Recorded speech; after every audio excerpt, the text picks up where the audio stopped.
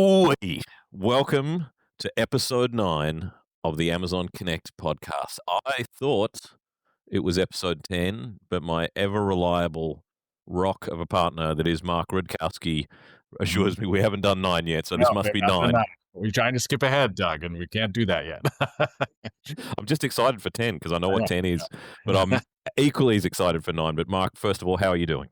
I'm doing all right. Yeah, I'm in Seattle this week, Oh, so you beat me to it. I could tell you weren't in Raleigh or near Raleigh in North nope, it's not dark Carolina. out.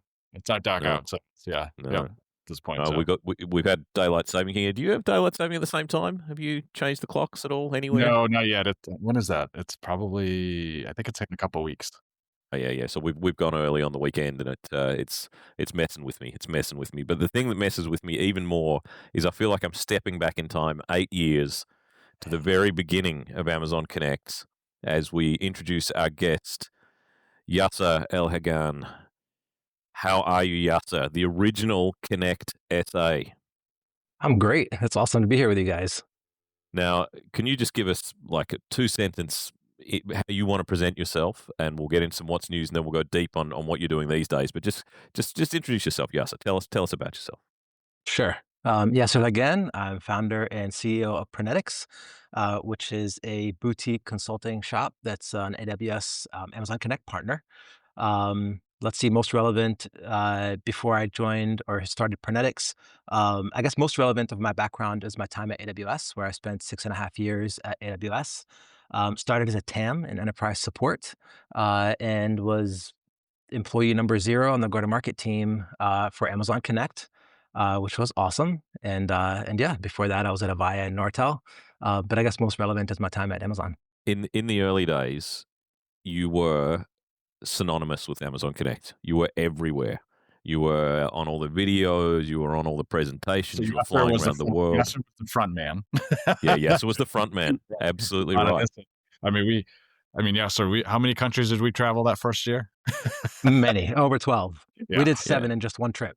yeah, So yeah. I mean, you two were the 1-2 punch, weren't you? Because it was first ProServe and first solution architect for Amazon Connect. Yep. But Yasser would win the business, and then I'd have to go implement it. yes, So that's usually how it went. That's not We- much different now, No, exactly. except now I do both sides. Yeah, it's actually kind of funny. We've almost kind of reversed roles. Mark's like, yeah, you can do all these great things. And I'm like, That's Mark, right, I have to that's actually right. go do these things now. Exactly. Now, let's get on to our what's new before we get into why we're talking to Yasser and the bulk of the discussion that we will, hopefully, for the first time, manage to keep under 30 minutes. But we'll see how we go. But the biggest one of the what's news, I want to hand over to you, Mark. Please tell us about the Yes. announcement over the weekend. So essentially, what we introduce now is Amazon Connect now provides agents with generative AI powered email conversations, overviews, suggested actions, and responses. So the cool thing about this is, what it really enables is that customers now, when an agent gets that customer email, they can leverage it to really, leverage generative AI to, for example, process a refund request. And leverage that around what happened around the customer's purchase history, and then recommend that resolution in terms of through a step-by-step guide, and generate that email response automatically through the contact. So this is I think this is really awesome in terms of really starting to drive. We hear this often from a lot of our customers is like, can you just make this simpler for our agents to be able to generate these these responses? And this is a really great enhancement, right, in terms of Exactly it. the core capabilities that generative AI is really good at, and leverage that as part of the. I was going to say that this is one of those points where generative AI really comes into its own. Understanding what the customer's asking for, analyzing a piece of text, in this case an email, and oftentimes customer emails in most organizations are pretty to the point about what the customer wants. Customers aren't writing long stories about themselves. They're saying, hey, I've got this concern. I want to know this piece of information. I want to return this, whatever it is. And generative AI will do a really, really good job of helping the agent out and just cutting through there. And of course, as always, we always like to say, the human is still there to vet it and just take a look and just make sure this is what we want to say. And we've got all those safeguards, be able to see the sources where it's generated answers from, all that kind of thing. Yeah, I think that's going to be huge. And I think it's really going to accelerate the uptake of email within Amazon Connect. where customers maybe were using a separate platform and they hadn't really sort of seen, well, what's the benefit of pulling it across? I've just got my guys going off doing email. This is where you start to see, okay, I'm really getting the benefit here, as well of course, the reporting, the single view, the occupancy, all that kind of thing. So I'm going to go with two smaller releases that have come around, mainly because they enhance capabilities that I always want to bump back to the surface of customers' minds, because I think they're so impactful. Agent time off balance data, so that's part of what comes out of forecasting, capacity planning, and scheduling, now appears in the Amazon Connect Analytics data lake, reminding everyone we have a data lake, and we include it at no cost as part of it, giving you access to all this information. Yes, the tools you use to analyze it, visualize it, you're still paying for those, whatever it is you choose to use. But all this data is there for you. From a business intelligence point of view, this is gold dust. And if you go way, way back to episode 1, we spoke about how, and I always like to be, to be vocally self-critical of us generally and me personally, as we're supposed to be at Amazon, when I say that we kind of made a problem for our customers operationally, where we had too many feeds, You had to go build APIs, it yourself, streams. right? Like Yeah. you had You're subscribing to things, you're going and getting files, you're running Lambda functions to transform data, all that kind of thing. We had a ProServe solution. Yeah. That told you how to build this, right? That's That was the complicated aspect of that, and that's it's far simpler now. And Right. the operational overhead of maintaining it, making sure it's still working, that all your data's still there. And as we add something new or as we change it, you got to go back and remediate that. So the real power here, I think, is that we give this to you in a standardized format, zero ETL, all there for you. The other one I want to glance over, won't talk as long about this one, but was that we've released agent screen recording for Chrome OS devices, just reminding people that we support Chrome OS as well for the businesses out there. And they are in the minority, but they're out there. And this is very powerful to be able to actually, record your agent screens for those interactions. Well, and we're actually part of their certified program. So, Right.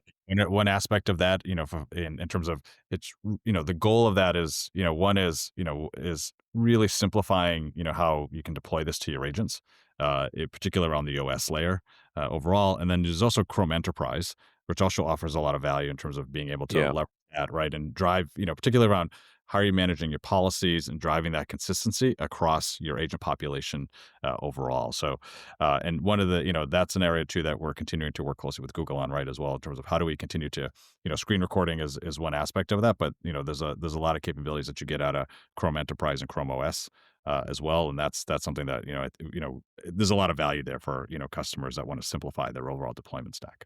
Well, selfishly speaking, I always learn something on these podcasts, Mark, and I just learned something then. Yep. I'll tell you what, the data lake is one of the best kept secrets, right? Like, It really is. we talk to so many customers who have been on the journey with Amazon Connect that have no idea that the data lake exists. Yeah. That's why So, I yeah. wanted to talk about it again. I never get tired of talking about it. It's so powerful. It's an episode. It's definitely a future episode for us to do a deep dive on. And we just let it kind of sneak out there. We didn't really make a big song and dance about it. We barely announced it. It was just like a RSS feed. What's new? There wasn't a big announcement or anything. But yeah. Now, Yasa, before we go any further, I know you were talking before about one of the new releases that caught your eye. So I'd love to throw to you if you want to talk us through the what stands out for you and the what's new. On the email, yeah. As tech geeks, it's kind of nice to see the different flexibility and control that you have. So it's pretty cool that with email, you can have a separate AI agent for the email overview or email responses or the generative answers. And that means that you can technically have a separate LLM prompt that you can have for each one of those, which is pretty cool because then you can really control for each of those scenarios the instructions you want to provide. And so it's not only the different LLM prompt, you can choose a different LLM. So if you want, one that's more verbose or has a certain characteristic to it, you can, and we'll keep adding those as we go along. Just to spell it out for the listeners, the reason a different prompt matters for all these different scenarios is if you think about the different way you would respond to someone asking you a question via voice or via web chat or via email, you're going to want to format those things differently. You're prepared to have, like an email, you might be prepared to have a much longer answer than you'd want to via web chat or you want to via voice. So, look, that flexibility surprised me when it came along, and it's surprising me again that we're extending it. And surprise is in pleasantly surprised me because it's sort of like it was a problem I didn't know was coming, And then it was great to see the service team, full credit to you, Mark, is already thinking about the answers to these problems. Yeah. And you can also mean that means that you can provide different context to that AI agent or to that prompt as well, which is kind of cool. So you can have different context for a summary versus a generative response or a suggestion or what have you. It's pretty cool. Yeah, that's awesome. Which I think brings us to the main guts of the show, which is why we're talking to Yasser. So, Mark, why don't I let you set it up? Give us Yeah, give us totally. give us So the run up. yeah, so yeah, sorry, one reason we wanted to bring you on, right, is particularly, as a key partner, right, for Amazon Connect.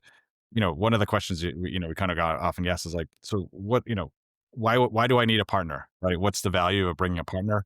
In terms of whether I'm coming from an existing contact center or I'm new to this space, right? In terms of a greenfield opportunity, although we don't see that as much as the migration side of this, but it's Arguably as well, we in the early days of our messaging made it more difficult for partners because we would often talk about how easy it is to spin it up in minutes. How easy, and that sends a confused message to customers because they're like, well, if you're saying it's easy and it's a couple of clicks, what are these guys going to do? So It's yeah, funny you say that. I literally heard that from a customer last week. We were in a meeting with AWS representatives and a customer and us, and he looks right at us like we're in the room, right? And he was like, "Well, why do I need a partner? Like this is not supposed to be that hard." Um, so kind of brings me to to the question that you're asking. But before I go into that, let me tell you a little bit about Prenetics, right? yeah, sure. that's right. So the company, Yeah, yes, the why did company you start itself. another partner? Yeah, that's a great question. What gap did you Or I see? could tell you about a different partner. That works too. Yeah.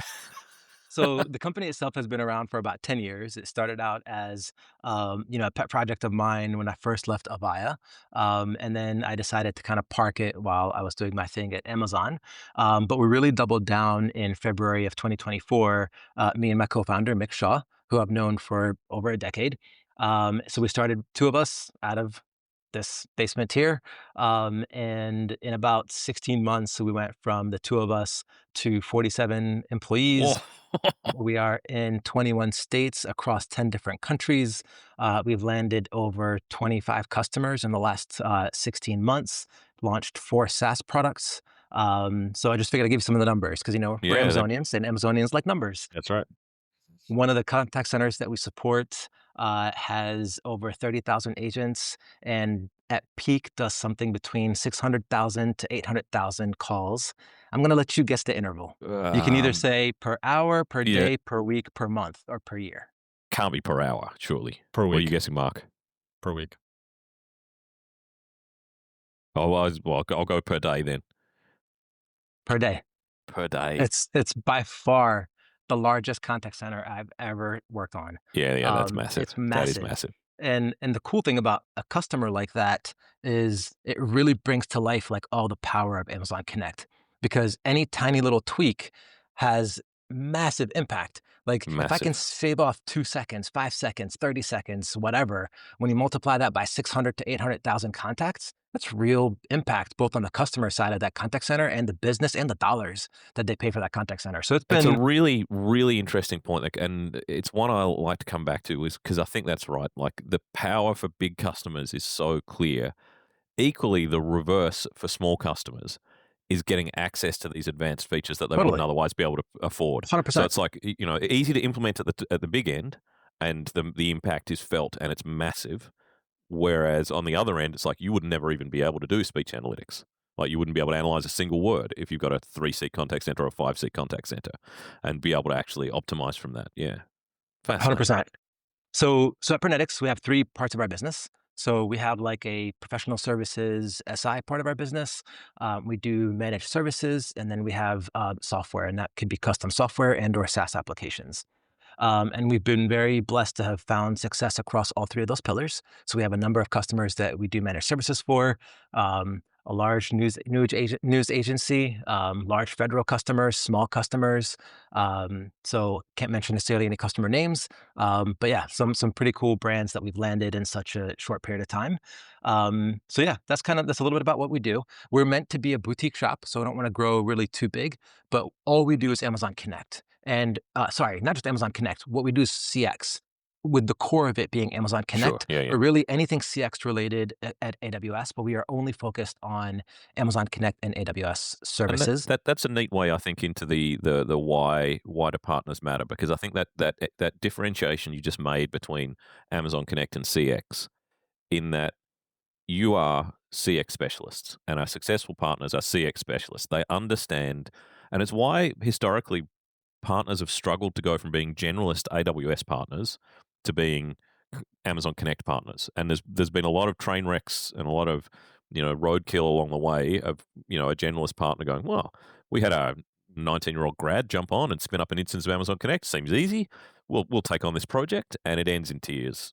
Because they don't understand the CX component, the work that's always been there, going back to the Avaya days even. How do I turn what this customer needs, their requirements, into system programming, or what this system can do? How do I solve that?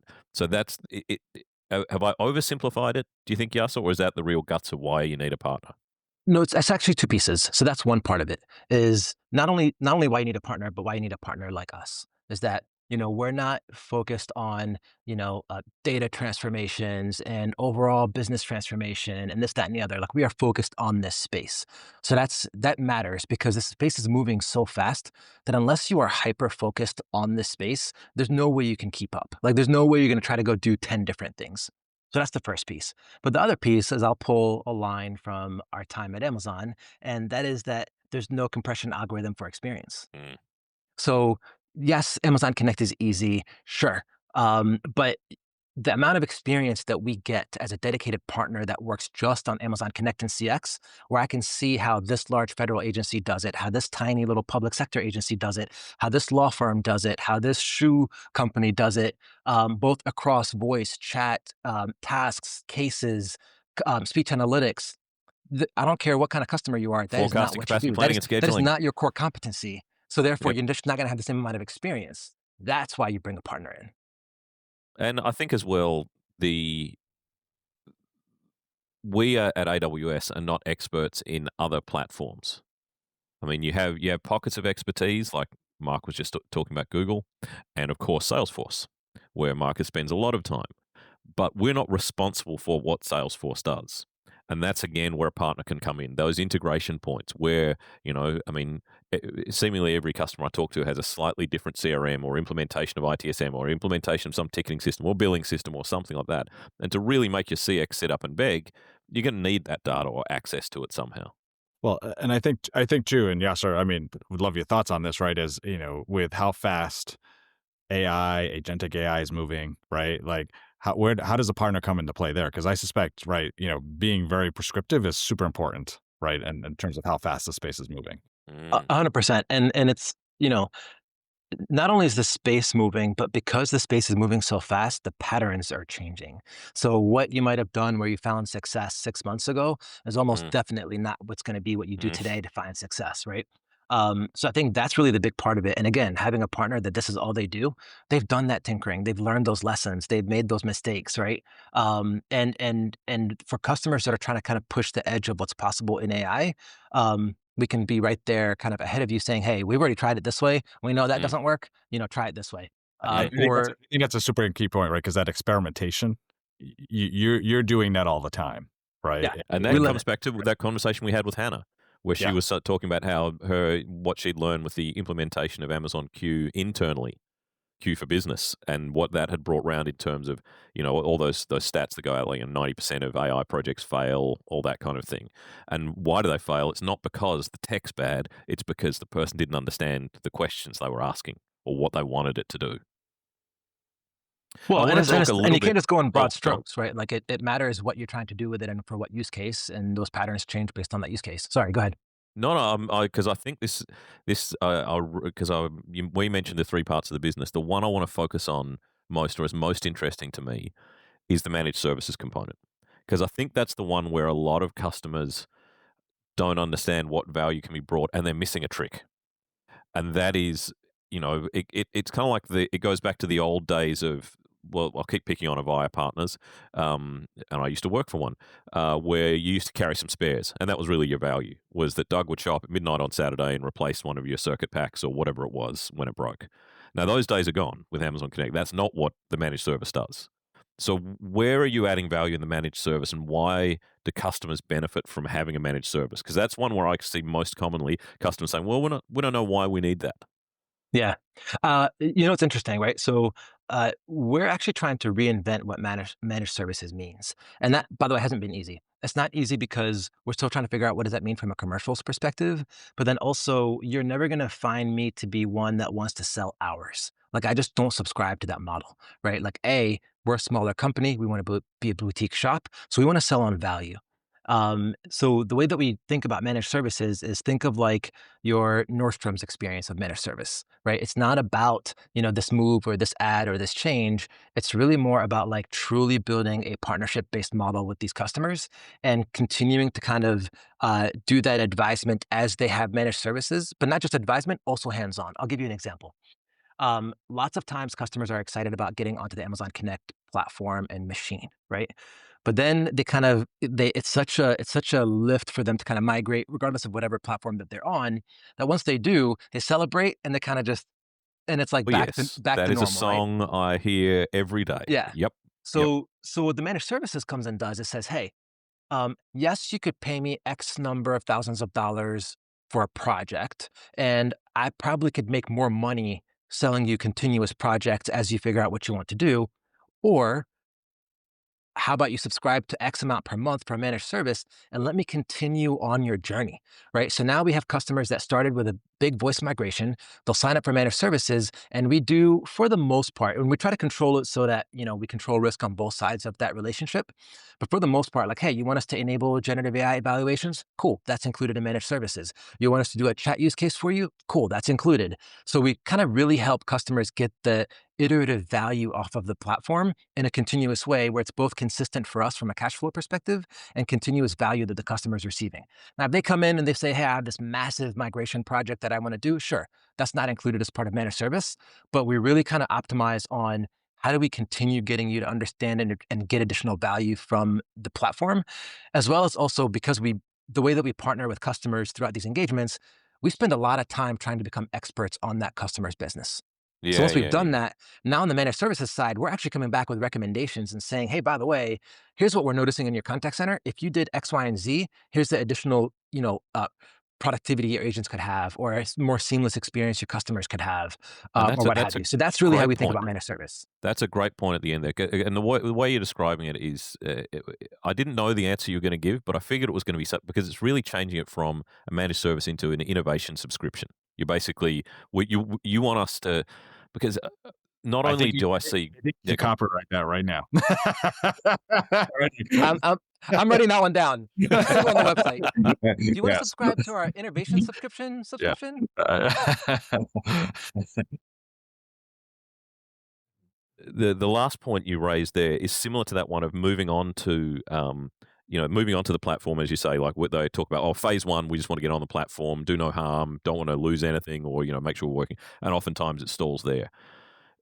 Where they implement something like speech analytics, that's another one where I see people turn it on and they're Yeah. super impressed by it. Like, it's interesting. You can spend half an hour just noodling around in the data, and it's fascinating to see what you're getting out of it. But that linking of the data to the overall organizational objectives. Okay, we want to increase wallet share. We want to reduce churn. We want to whatever those things are that the organization wants. We spent $100,000 on marketing. Is anyone talking about what we did? It's linking that data to those outcomes that I think customers struggle because they've got day jobs.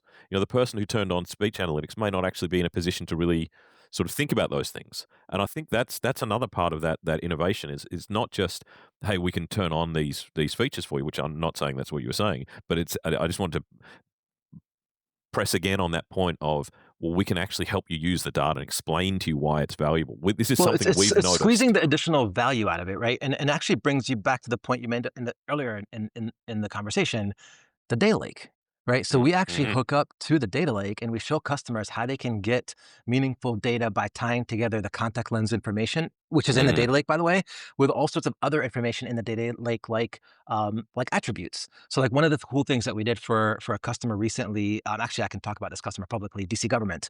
Uh, Mm-hmm. we tied together agent evaluations, which are generative AI agent evaluations, with contact lens information, with CSAT scores that that the caller rated that contact. So Mm. now Yeah. you're like you have signals across that entire journey. You could say, Yeah. hey, here's what the AI thought of this interaction based on this form that I filled out as far as what the agent did. But oh, by the way, I have an actual signal from the customer that said that this conversation was a 4 out of 5 or a 5 out of 5. And then we took that and led it into a kudos dashboard that they have up on the main screen of their contact center so that seconds after somebody leaves the survey and we know that it was a well done call, we have a kudos board that actually calls out the positive information that that customer said about that Mhm. caller. I love So that. it's such an interesting way to like tie everything together by all native features. Yeah. Well, and I think another thing, right, is Yasser, is the fact that, I mean, we've both been here since the beginning, right? And the velocity at which features come out, right? It just Yeah. continues, right, grow. And I think, what do you hear that from customers as well? Like in terms of, as you think about this, this subscription capability, like really enabling customers with our newest features and our newest capabilities, right? Given how we're just continually iterating and making, capabilities better and easier to leverage. Well, and not just that. I think what the customers that we work with, they not only appreciate our technical prowess, but they also appreciate our relationship with Amazon, right? So we're plugged into the product team. We understand what's coming. We know how Amazon thinks. When we have 4 ex-Amazonians, I don't know if you guys know Nikki Wolf is on the team, right? Yeah. No So, way. The yep. Nikki Wolf. So, the Nikki Wolf, You right? better So, I explain mean, for everyone who Nikki Wolf is and the importance of I'll Nikki have to Wolf. explain that maybe in another episode or maybe a little bit Okay. later. Um, but yes, I mean, we've really invested in like top talent in the company. But where I was going with that is that customers often are on a multi-year journey, especially these larger enterprises. And what they end up doing is they try to plan for, I need to go build email summarization. Literally working with a customer who's doing this right now, right? They built their own email summarization and so forth. But as we engaged with them, we said, hey, the way that we really want to think about this is we know some of these things are coming. We know quarter-ish when they're coming. Let's plan your roadmap against the Amazon roadmap so that you're building things that are not coming and saving your cycles to build the things that we know are not coming, right? And email summarization is a great example of that. We said, hey, why don't we wait a little while? We know email summarization is coming. Sure, if you want to do it yourself, but let's do it in such a way that you could easily plug it back out and plug in the native capability. And customers love that. They love that we're plugged in. They love that we kind of know what's coming, so that we can give them that guidance in a way where they can be ready to consume goodness as it comes out. Now, because we've only got a few minutes left, that last part of the organization there, because one of the things that's nice about talking about Prenetics is because you cover all the different types of partner. Because we have some that are just ISVs, we've got some that are just managed service, we've got some that are just implementation. Um, but I want to talk about that ISV part where you're talking about having custom developers, software developers. How do you manage that? Because that strikes me as probably the biggest challenge is deciding what you're going to invest your time building Yeah. against what we might build and therefore make that a regret cost that you've built something that now doesn't need to be there, or how do you manage that sort of relationship with AWS? Because I feel as though there's some tension there potentially. Yeah. I think the difference is that because it's not the only thing that we do and it's not the primary part of our business, there's likely not as much friction. The difference is, and I should maybe just preface this by saying, um, our strategy is to encourage customers to stay as native as possible on the Amazon Connect platform. So that's a slightly different strategy than a lot of other partners. A lot of other partners will say, I want to go build you this custom widget or this custom This desktop, CCP yeah. because I want to own you forever, right? We say, actually, no, I want to keep you as native as possible because I think that's truly the best experience for you to have. And you can consume goodness as it comes out as fast as possible. And the Having said data has that, shown the number of customers we've had over the last few years that have migrated off custom totally, desktops to we've done as it. the agent workspace has become, and because they were getting basically got to a point where they couldn't take advantage of many of the features we were releasing because they were on We this don't even we forked. don't even Yeah, have a custom CCP offering. I won't build one.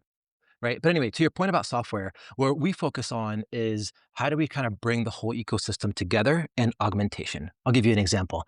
One of the first software packages that we built was a Teams adapter. So we had a customer who had 60 different agencies. They used Teams in their back office and they wanted their agents to live in the agent workspace. So we built an awesome Teams adapter that is built with Cloudscape. So it almost looks like a native application right within the agent workspace. I'm not worried super about cool. competing with Amazon on that. Yeah, Um, One of the other applications that we built was a scorecard application, also as a 3P app inside of the agent workspace, so that agents can see not just your normal metrics, because Amazon did eventually release that, but your metrics We got against there. goals and thresholds. So now, as a business supervisor, I can set what your goal and threshold is. So it's more of like a scorecard and a little bit of gamification, as well as also tied in there agent adherence and agent schedules. So we bring together multiple pieces of the product into one piece. So we bring in FCS with some of the contact lens pieces and so forth. And then the last piece of software that we have that I'm most excited about is what we call CX Portal. And CX Portal is essentially like an admin console on steroids. So it's meant for business users, it's meant for technical folks, as well as kind of like supervisors and people that manage contact centers. And one of the coolest things that we built that I'll show you later is essentially a visual representation of everything that happens to a contact on that contact's life. All the Oh, contact flow yeah. logs, all the IVR logs, all Yeah, the yeah, Lambda yeah. logs, all the QIC logs, So all again, the taking Lens advantage of logs, that data, all those all in data one yeah. place, Uh-huh. beautifully visualized. When we showed that to customers, they're like, "Where do I sign?" Because it's the one thing that every customer struggles with is like troubleshooting and understanding what happened in a contact. So we built that. And then the last piece that we're actually just building over this last week is a knowledge base. So you talk about Amazon Q and Connect, right? You talk about how that can do self-service. You talk about how that can do agent assistance. Well, what does that need? It needs knowledge, it needs data, it needs content. And a lot of times that content is either not in a central place, it's not curated, and Yeah. it's not necessarily formatted in a way that can be ingested by AI in a way that actually makes the AI not hallucinate or give you relevant Well, information. one thing I'm often guiding customers on is they will often say, "Oh, we've got a web crawler. Oh, you can just crawl our website." But it will invariably give answers that suit the web, but not, say, a voice call. Like if you say, "Hey, I want to do this thing," we'll say, "Yeah, well, why don't you give us a call on 1-800 XXXXX?" Well, I'm on the I phone. am. Exactly. Yeah. Which Or is, or just being yeah, able to tag external content versus internal content. I might want to show something to an agent from an agent assist perspective that might be different than what I might want to say in a self-service experience. So it lets you manage tags. Those tags are synchronized to Amazon Q. yeah, We've yeah, even built a function where you can assign a guide to an interface. We can do a whole session where I can walk you through some of these products, but yeah. that's where we've That's cool. invested. We've invested in where Amazon doesn't tend to invest, which is, really kind of tying together multiple of these pillars in a single application. And we have always, and you guys know this because you were there at the time. We have always made sure that we allow partners and customers to build on the platform. Yeah, If they 100%. want to take the data and visualize it in a different way, we're not closing things down. You don't have to pay for a connector or anything like that. The data's yours. Do with it what you like. Now we are at time, and I know I could keep talking. This is a fascinating topic for the next 3 hours. But Mark, do you have any Actually, well, yeah, final actually, one questions? more. So Mm. one last question to you. Yeah, Yasser, right? Like, you talked about all this goodness. How do people reach out to you? What's the best way to, You can find us on LinkedIn. You can go to our website at pronetics.com. That's pronetx.com. You can hit us up on an email, contact@pronetics.com. Or like I said, you can find us on LinkedIn. Thank you so much, Yasser. Thank you, Mark. That is a wrap. See you later, everyone. Bye now. thank you. Thank you. Bye. Have a, bye now.